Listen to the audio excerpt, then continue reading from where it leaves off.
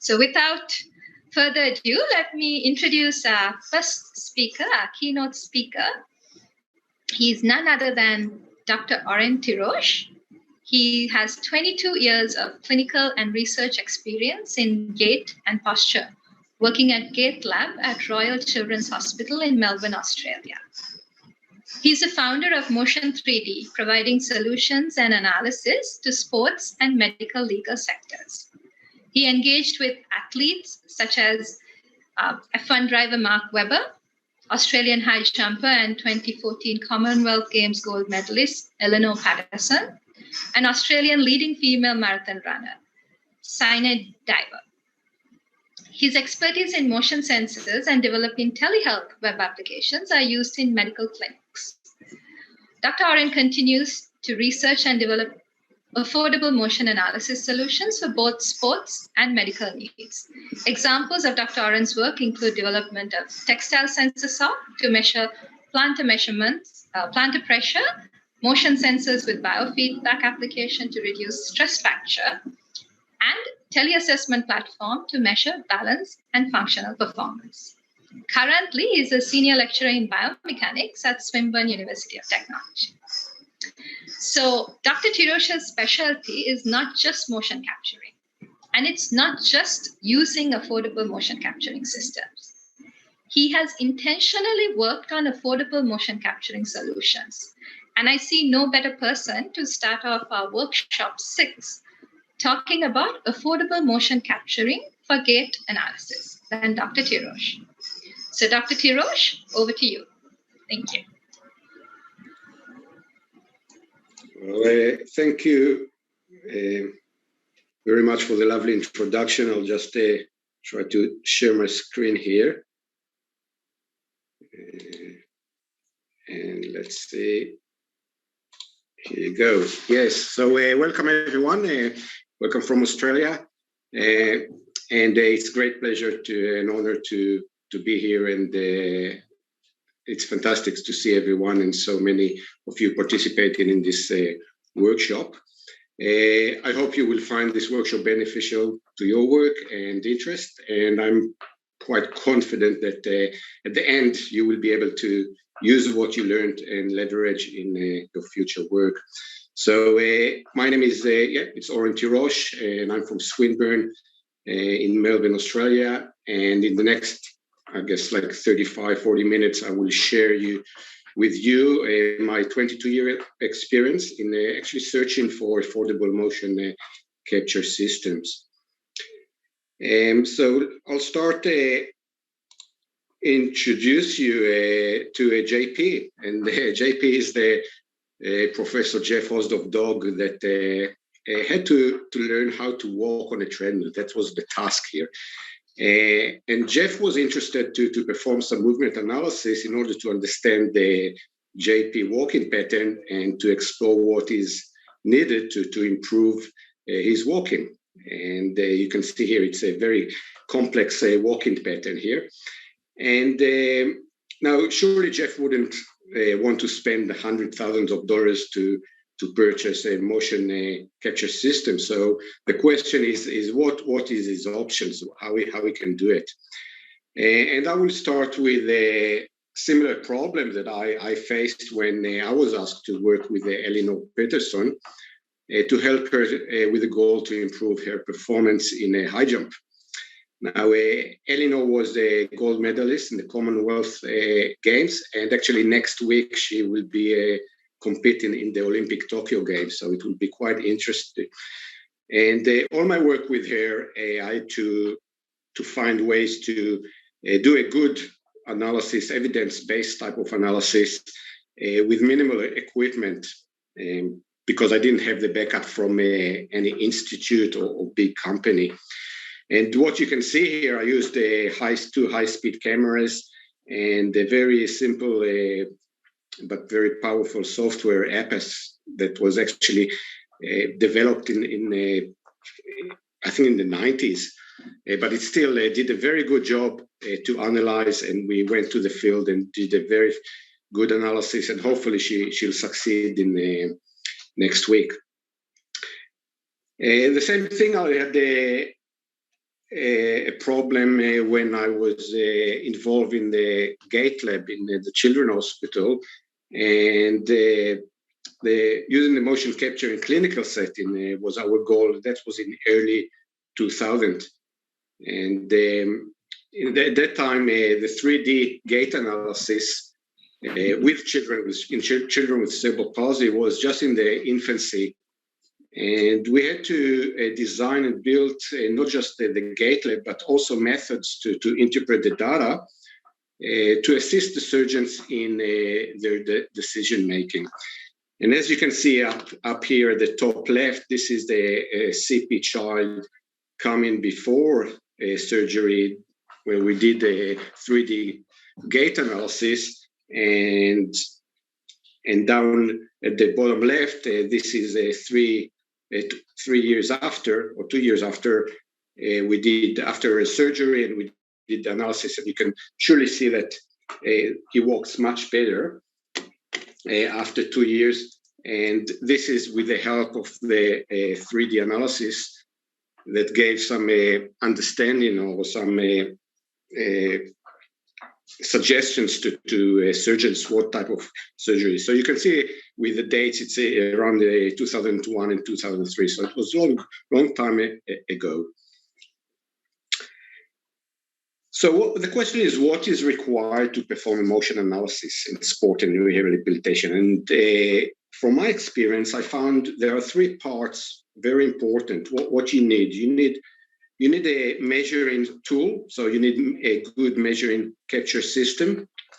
But with this, it's not fine just to have this, the system. What you need a good software and methods to actually use the data, interpret the data, and make some meanings out of this data.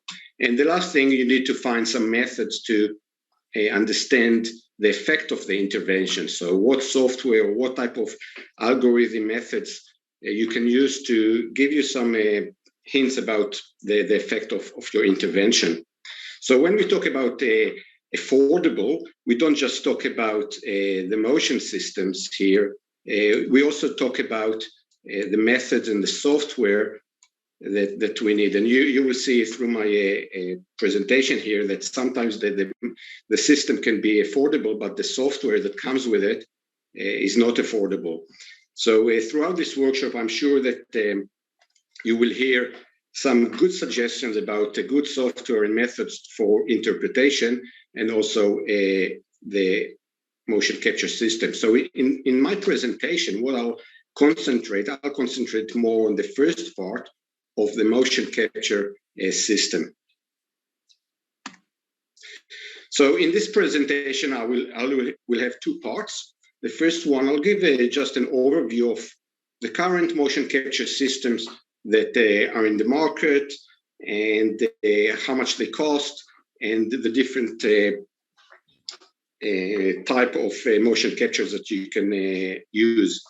And the second part is about my search for the affordable motion capture. So I'll give you some examples of my work and research of finding a better, I wouldn't say better, but a more affordable ways and accessible systems for clinicians, and also coaches to use for their analysis.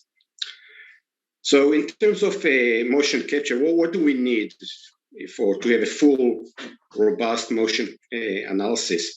So what we need some motion capture system, and that you can see here, we got camera or inertia system. We also need some force measurement system, and here you got some force plate and plantar pressure system, and we need a muscle activation system, EMG, to measure the muscle activity. So if you want a full lab or a full ability to understand motion, you actually need the 3 of these systems. Now, you don't have to, but this is what you actually need. So this is the full picture. Now, the question is what actually you can use to perform what you really need. Sometimes you don't need to understand what the muscles are doing. So just a motion capture system with a force plate or force measurement system will be fine. So this is what you need. So in terms of motion capture, we have, let's start with just simple capture. It's a 2D system. What you can use a one camera, preferable about 50 hertz. Also 25 hertz will be fine, and a video analysis software. So if you have those two, you can create a very good analysis to your problem, and very affordable.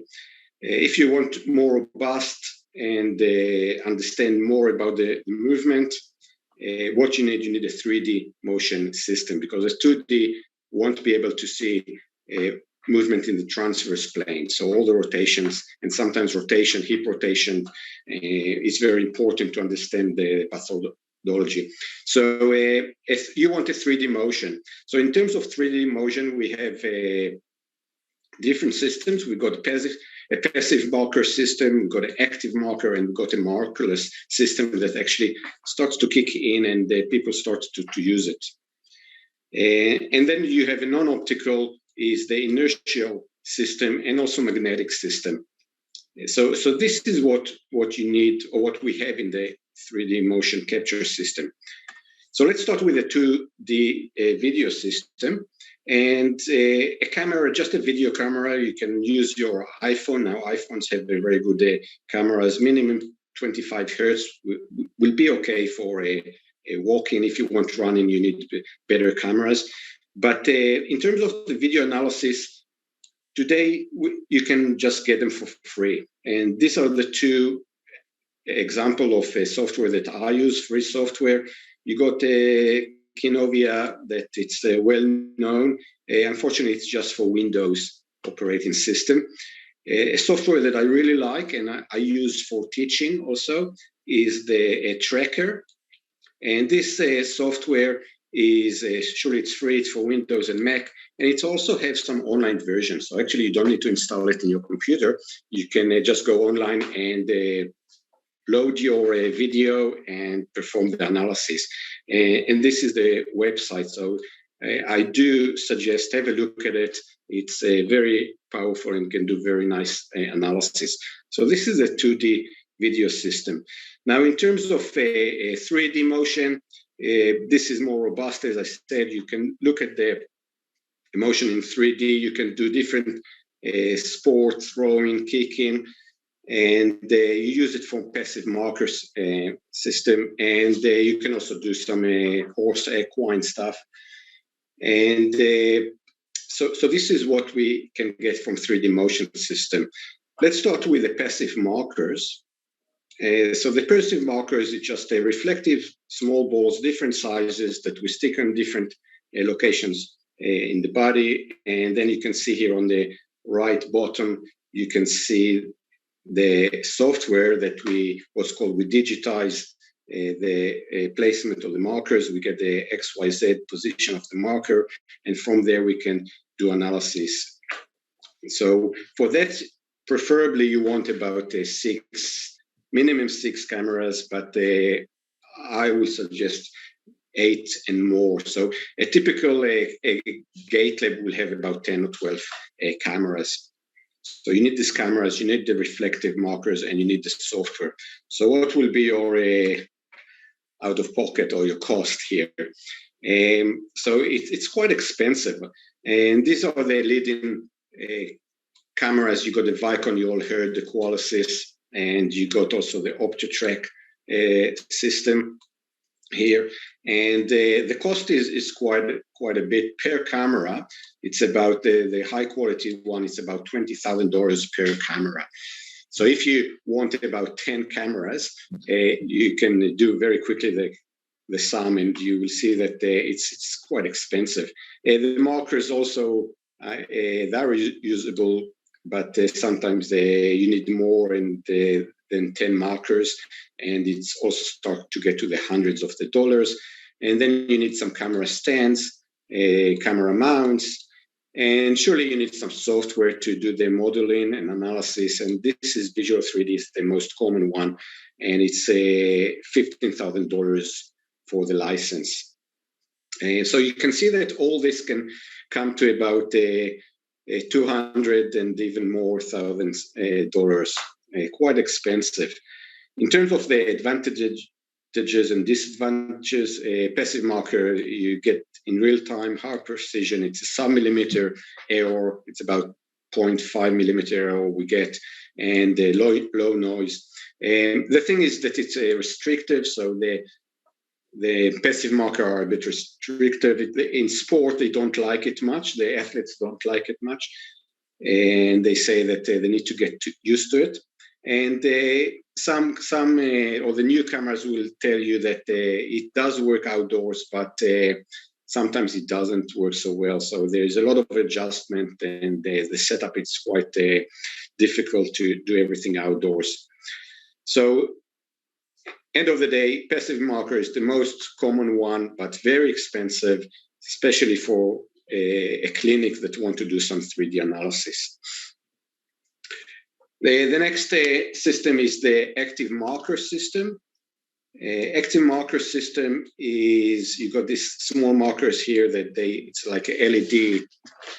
It just shed lights every very high frequency, and you got the cameras that can see these markers, identify it very quickly, very precise systems. Usually, I would use them for very fine movements that you want, fingers or movement or something like that. That's very good system.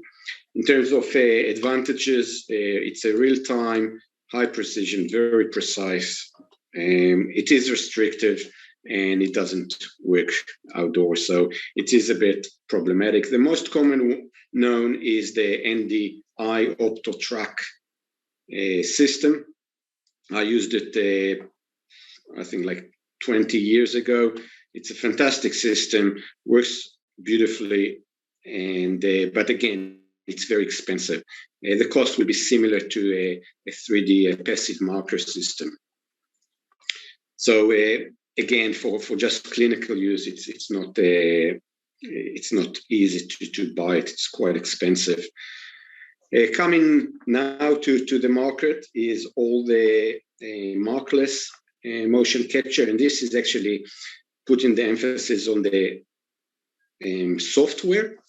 So using cameras and the software, artificial intelligence, and machine learning algorithm, you can actually, you don't need the markers, and athletes love it. It works very well for them. And the cost, again, is still quite expensive because you do need the cameras, right? In this case, the cameras are not as expensive. It's about between $3,000 to $7,000 per camera. The TIA system, they suggest 6 cameras. So again, you can do your calculations. You need the camera stand, the mount. The thing is that the software is not so cheap. So you need about $15,000 for this software. And then you need another $15,000 for the Visual 3D software to generate the modeling and the report and everything. So you may say that the cameras won't be so expensive. You don't need to buy the markers, but you end up putting all your money on the software, and then they got new versions and so on. So it's not, again, it's not affordable and cheap to everyone, especially not to clinics. The advantages, real time, and the disadvantages, you got some error in the transverse plane, and it need a very good computer, high processing. So also the computer that you need to purchase needs to be a good one, in the thousands of the dollars. And these are the companies that can sell you this software.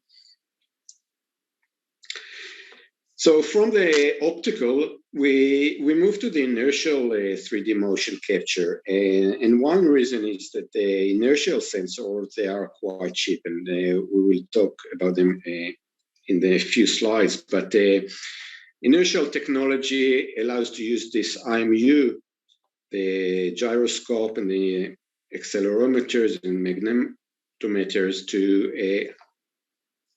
to analyze the movement, to capture and analyze the movement. So what you do, you just put a lot of sensors, one sensor on each limb, and you end up with a lot of sensors around you. And it works quite well. There are some problems, and the engineers, I'm sure those of you that worked with the sensors, it's not, you need some algorithms and understanding of the signals, and a lot of signal processing. Xsense are the company, the most known company, very good sensors and software. There are other companies that also in this market. I mean, there are a lot of companies. This is just an example. You can see that the sensors are not expensive, but what these companies are doing, they sell you the sensors very cheaply or affordable, but then the cost will come to the software.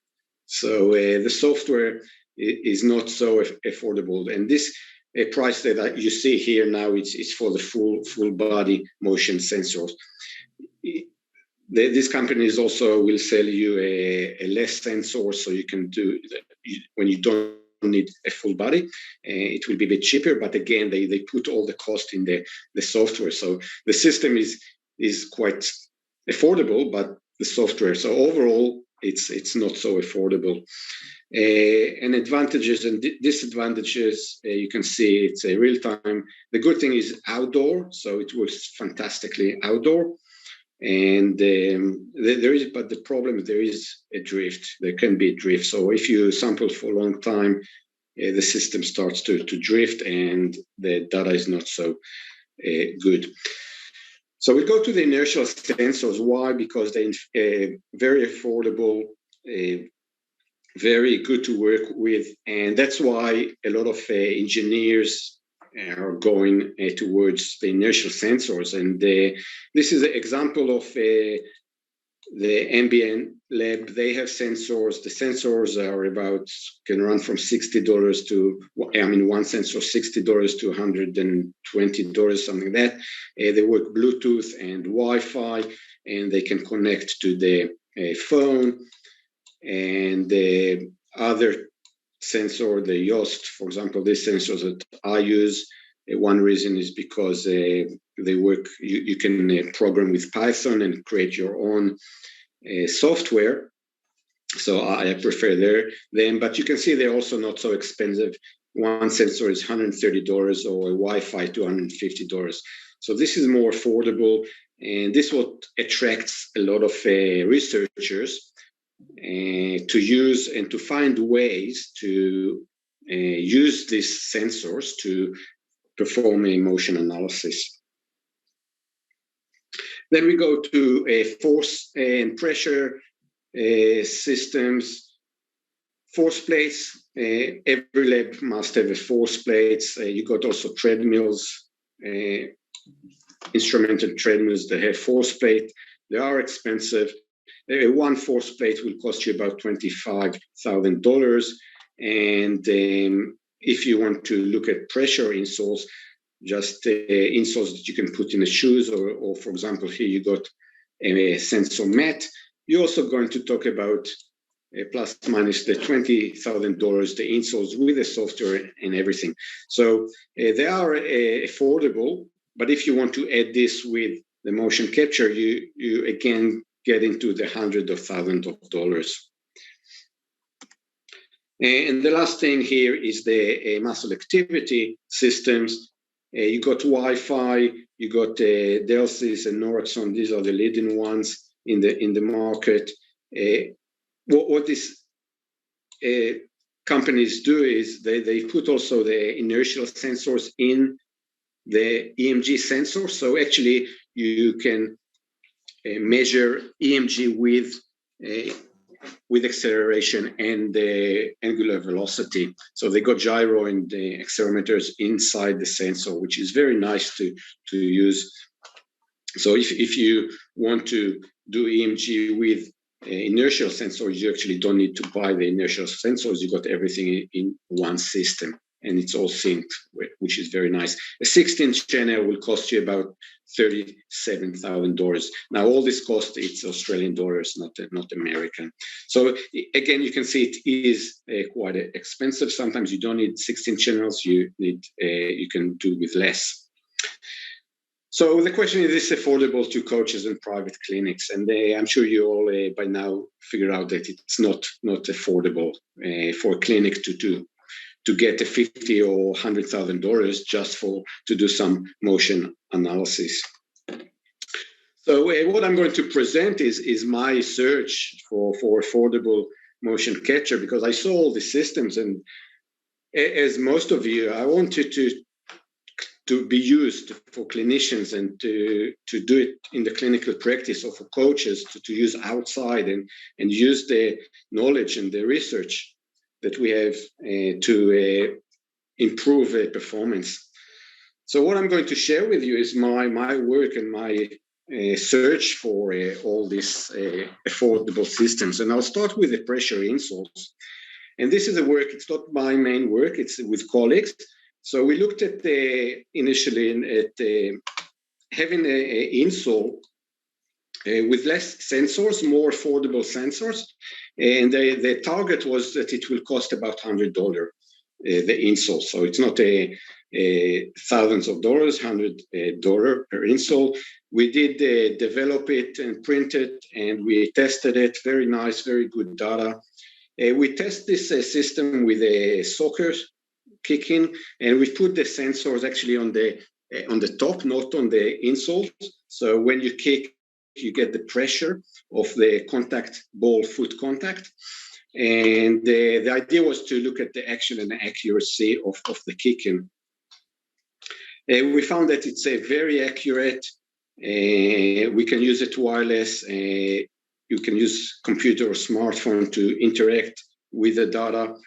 And the parameters that we got out of it is we could analyze how many kicks were in a game, the forces that the person or the soccer player produced in each kick, the consistency, the accuracy. So we did some with the goal kicking, penalty kicking, the accuracy. And the nice thing is we could find the sweet spot. So where is the best ball foot contact is for this individual player. So from there, what I wanted, I said, let's try to get something better. Let's see if we can actually develop and create something. And I looked at the textile, if I can do a textile sensor sock, so you can just wear it and you can look at the data for long-term recording. You can use it indoor and outdoor, and you can actually measure the gait events and some plantar pressure when you walk. Surely it's beneficial for a lot of people, fallers, athletes, obese people, diabetics, and so on. I won't go much through this because I'm sure you all know the importance of that. And this is what I did. I took some, this is the ingredients. So actually you can go home and do it. So a bit of ecstatic fabric, a Nurofen fabric, conduct yarn. You can just buy it. It cost me about $40. A data logger, which cost about $80. So you can see it's quite affordable here. This is the sensor that we did. We took some the Nurofen fabric, the ecstatic fabric with the conductive yarn, and this is how we build it. We looked at the resistance per force, and we could see a very nice linear the increase of force with the resistance. So that's actually perfect. We liked it very much. This is what we did. So actually you can create a lot of sensors and just place them at different places under the foot. And this is our prototype here.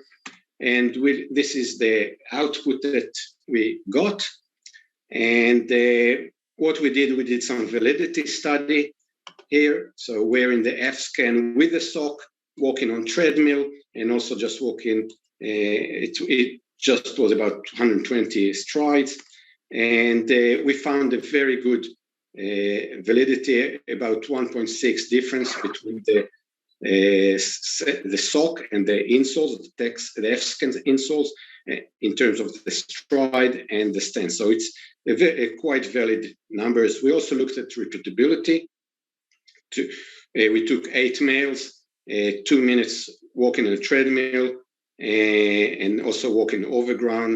And we did test a day and 3 days after, and we did find that the differences between the sessions were very minimal, very reliable and accurate measurements. So we were very happy with this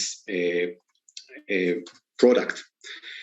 And then let's go to inertial and gyro and sensors that we have. You have now in your phone, and you have it anywhere, very affordable. These are the signals that you get. You just need to make some sense out of these signals.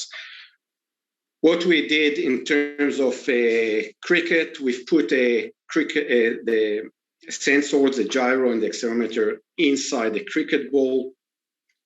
Very nice work here. And this is the setup. This is a bit of the features here that you can see. High sampling frequency, the wireless data, and again in computer, and you can charge it just placing the ball here on the charger, and it charges it. These are the signals that, or the output that we get. You can look at the spin rate, the axis, the torque, and and that's what you can get out of it. And actually, you can get some understanding of the spin. So the idea here is to understand the bowler's spin strategy when they bowl. So this is an example with a cricket ball and sensors inside this cricket ball. We wanted to use the inertial sensors is in relation to stress fracture. And stress fracture is a very problematic issue here. In civilian runners, it's about 10.6% of the runners. And in the military, it's about 36% of soldiers, they get stress fractures. So the stress fracture is when there is an impact on the ground, high impact, and it's a continuous impact when you run from the ground. And what we want to look is a good way to actually measure it. So if you just take one accelerometer and you place it here on top, just above the ankle, you get this spikes, this measurement. So every time you hit the ground, you got a PPA, what's called a PPA spike here. And this spike, the magnitude of the spike tells you the impact it's very associated with the impact. Higher impact, you'll see a greater spike. And it is known with research, we know now that those with stress fracture, the impact or the acceleration will be above 8. So if you got above 8, 9 G of impact, then you are at a high risk of stress fracture. And this is example of some data here. So if you just put, again, accelerometer above the ankle on the tibia, you can ask the person to run or to play, and you can actually measure the impact during the activity. And what we looked at is first, we did a research on looking at the effect of speed. What we did, we've put an accelerometer above the ankle, and the other one just at C7 at the neck and at the top spine. And we asked people to run in the treadmill different velocities, 10K per hour, 12 and 14. So what did we found that the blue line is the acceleration impact from the ankle. So this is at the ankle, and you can see when you increase velocity, running speed, the impact at the ankle, the ground impact will increase. A very interesting finding is that the impact at the head does not increase. So what we found here that although you you increase your running speed, the body makes sure that the head is not impacted from the high impact, the ground impact, and there is some mechanism from the ankle to the head through the spine that makes sure to dump this impact and protect the head. So you can see the differences here at the high speed and the differences here. So that's quite an interesting finding. What we were interested in is to see if we can actually teach someone to run softer. And we did this study with obese children, because the heavier you are, you're higher at risk of a high impact. And with obese children, when you got an obese child, what you tell them to lose weight, just go and run, do a high intensity activity. And what happened is actually they are at high risk of injuring themselves because the impact is high. So whether we can teach them to reduce this impact. So the way to do it, we gave them a biofeedback training. So you can see here on the screen, while they were running on the treadmill, they could see the spikes, this PPA spike, every time they hit the ground. And what we did, we put a horizontal line and told them, while you're running, just make sure that this impact, this spike, is below the lines. And we reduced the line to a level about 5G, 6G. So it's below the high risk of stress fracture. And we gave them an intervention. It was 8 sessions, about 3 weeks. And then we also tested the 1 month retention. We had 2 groups in this study. One group received the biofeedback, which these are the blue line here. And the red line is a group, the control group, they didn't receive any feedback. And what you can see is that after the 5th session, the group that received the feedback, they start to reduce the impact at the ground, while the control group did not. And from the 5th session, this difference between the control group and the feedback group was significant. Very interesting is also that the retention after a month of no feedback, the feedback group still kept this low impact. So this is an example how you can use just one accelerometer with the feedback sessions to teach someone to run slower. And remember, the accelerometer, the accelerometer was about $250. Now, the question is, can we make better? Can we actually make it cheaper than $250,000 and still maintain this valid and reliable measurement to measure postural and functional control? And this is what we currently looking at is using the smartphone sensors in a tele-assessment platform to be able to connect people from all around the world. So actually you can connect, the clinician can connect to a patient in a different country through the tele-assessment platform, and from the patient's smartphone actually use the motion sensors, use the motion sensors to collect data and perform the analysis. So what you'll find in a clinical setting, the test that they do is stand in balance, sit to stand, chair rise, and time up and go. This is a very common a test and assessment that they do clinically use.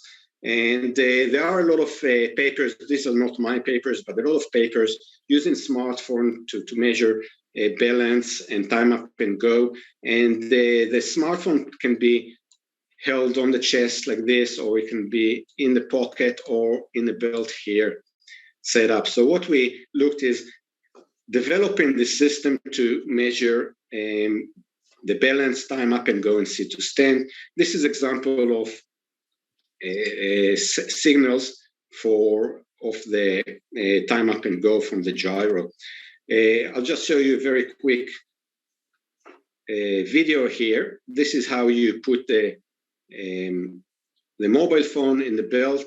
So we developed this app that what you do, you just need to place or start the app, place it Here you go, so you can see, you start the app, you place it at the lower back.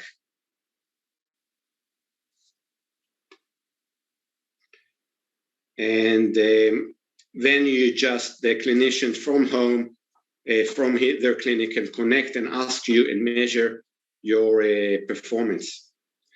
This is sample data here from the web browser. So this is the analysis that the clinician can do. They can measure the medial lateral balance and do some measurements and see how impaired your balance is.